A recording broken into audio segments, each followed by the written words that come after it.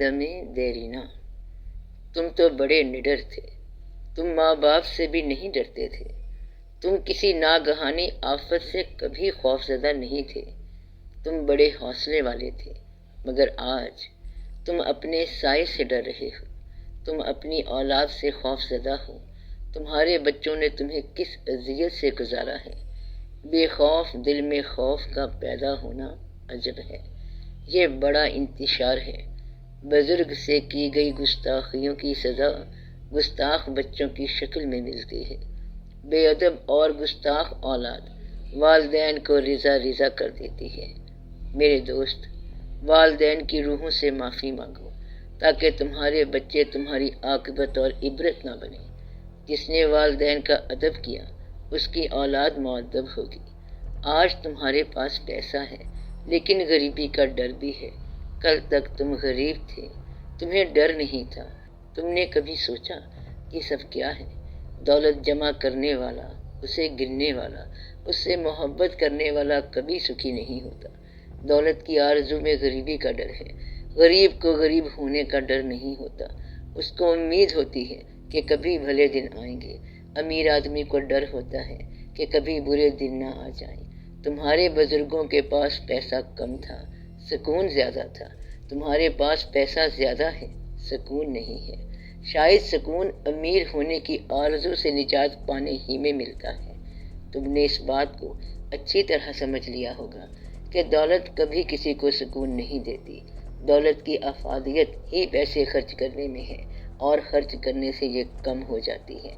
گویا دولت کی افادیت ہی اس کے کم ہونے میں ہے۔ دولت جمع رہے تو اس کی افادیت ہی نہیں ہے۔ دولت مند کنجوس اور بخیل ہو جاتا ہے۔ وہ دراصل کسی اور کے مال کی حفاظت پر مامور ہے اور یہ مال اس کے لواحقین کی وراثت ہے۔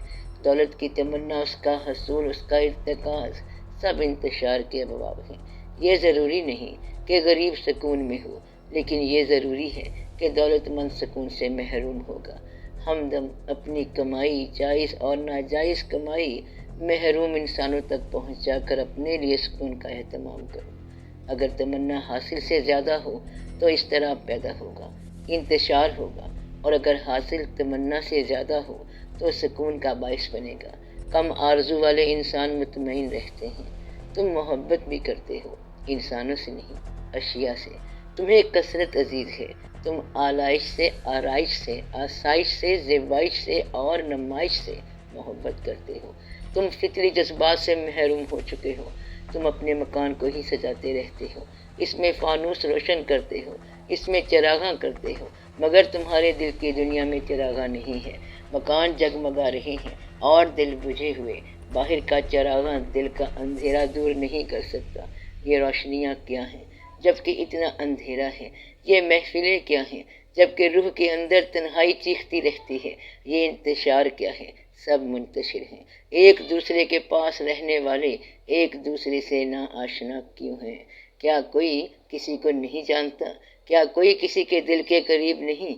کیا کوئی کسی کے اندر نہیں جھانکتا؟ کیا سارے ہی سب سے اجنبی ہیں؟ کیا سارے اپنے آپ سے بیگانہ ہیں؟ کیا انجمن صرف تنہائیوں کا میلہ ہے؟ کہوں کے شور میں کوئی سسکیاں نہیں سنتا؟ کیا ہنستے ہوئے چہرے سب نکلی ہیں، سب لبادے ہیں؟ ہمدم تم کون سی دنیا میں رہتے ہو جہاں بھیڑ ہے اور تنہائی ہے، جہاں آرزوؤں کے طوفان میں لوگ ایک دوسرے سے بچھڑ گئے ہیں؟ کیا سب لوگ سب کی تلاش میں ہیں؟ کیا کوئی کسی کی تلاش میں نہیں؟ تم کس فکر میں سرگرداں ہو؟ تم ہمہ وقت مصروف کیوں ہو؟ تمہیں کیا ہو گیا؟ تمہارے پاس وقت نہیں؟ کیا تم نے زندگی بیچ دی ہے اور اب تمہارے پاس اس سے حاصل ہونے والا مال خرچ کرنے کا وقت بھی نہیں ہے؟ تم نے مکان بنایا اور اس میں رہنے کا وقت نہیں تمہارے پاس۔ تم نے خوشی حاصل کرنے کے لیے دل بیچ دیا، اب خوشی کیسے محسوس کرو گے؟ تمہارے پاس آسانیاں ہیں لیکن دل ہی نہیں۔ تم مشین بن گئے ہو، ہمہ وقت مصروف، جذبوں سے عاری، غم اور خوشی سے لا تعلق، سب سے بیگانہ، اپنے آپ سے بھی بیگانہ۔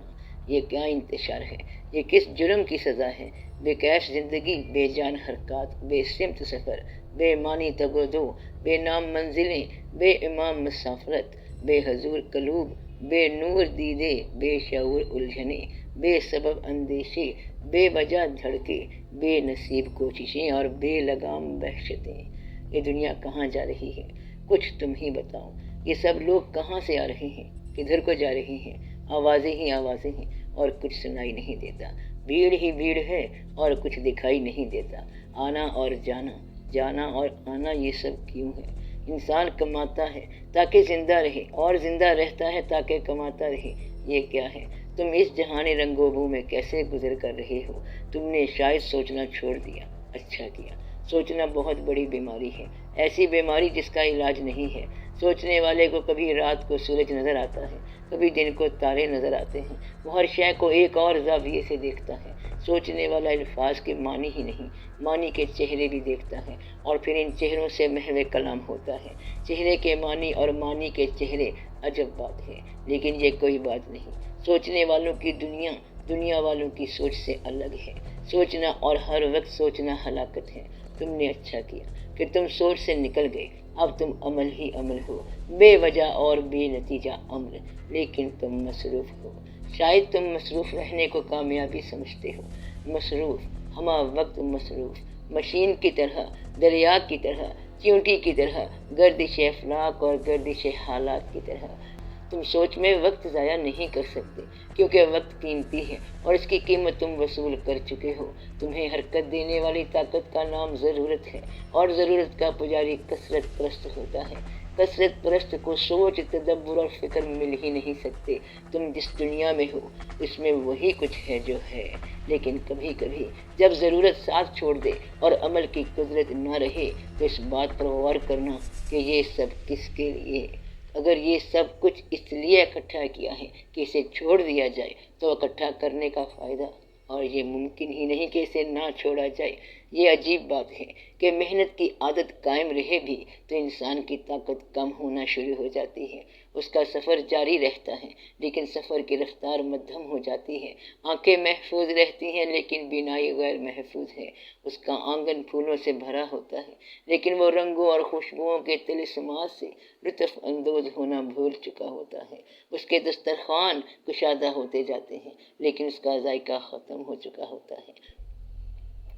وہ زندگی بھر کتابیں اکٹھی کرتا ہے کہ کبھی فرصت ملی تو پڑھیں گے، لیکن جب لائبریری مکمل ہوتی ہے تو زندگی بھی مکمل ہو جاتی ہے، اور اس طرح کتابوں کا مالک ہونے کے باوجود کتابوں سے نا آشنا ہی رہتا ہے۔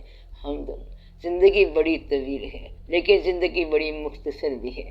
نہ گزرے تو ایک لمحہ بھی نہیں گزر سکتا، صدیوں تک ایک لمحہ نہیں گزرتا، اور اگر گزرنے لگے تو صدیاں ایک لمحے میں سمٹ کر گزر جاتی ہیں۔ اسی طرح جس طرح ہجر کا لمحہ اور وصال کی صدیاں، یہ زندگی عجب ہے، نہ سوچو تو کٹتی ہی چلی جاتی ہے، اور اگر سوچنے لگو تو وقت ٹھہر جاتا ہے، گردشیں رک جاتی ہیں۔ ماضی، حال اور مستقبل صاحب فکر کے سامنے ایک لمحے میں سمٹ جاتے ہیں۔ ایسا لمحہ جس میں وہ پرانے کاغذ، پرانے خطوط جن میں پرانے چہرے اور پرانی آنکھیں لکھی ہوتی ہیں، اچانک ایک نیا لباس پہن کر نئے معنی سے نئے سفر پر ہم سفری کی تمنا کرتے ہیں۔ وہ جو نہیں ہوتے ہوتے ہیں اور جو ہوتے ہیں نہیں ہوتے، اور اس طرح ہونا اور نہ ہونا شروع ہو جاتا ہے۔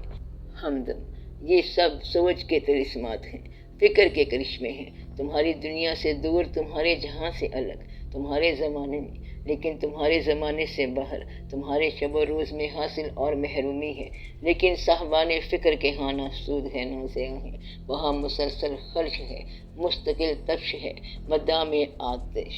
اس لیے تم اپنے سفر پر گامزن رہو، تم اپنے شب و روز کو پریشان نہ کرو، تم کماتے جاؤ اور کھاتے جاؤ، کھاتے جاؤ اور کماتے جاؤ، ہمیشہ ہمیشہ کے لیے۔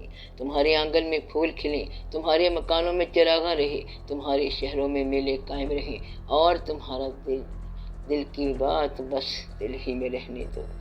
عیاں تھا جس کی نگاہوں پہ عالم اسرار، اسے خبر نہ ہوئی کیا ہوا پسے دیوار۔ یہ کیا غضب کہ مجھے دعوت سفر دے کے، کڑکتی دھوپ میں آنکھیں چرا گئے اشجار۔ وہاں ہوئی ہے مسخر خلا کی پہنائی، یہاں دھری ہے ابھی تک مزار پر دستار۔ میں کتنی صدیوں سے اس انتظار میں گم ہوں، الہی اب تو مسیحا کو آسماں سے اتار۔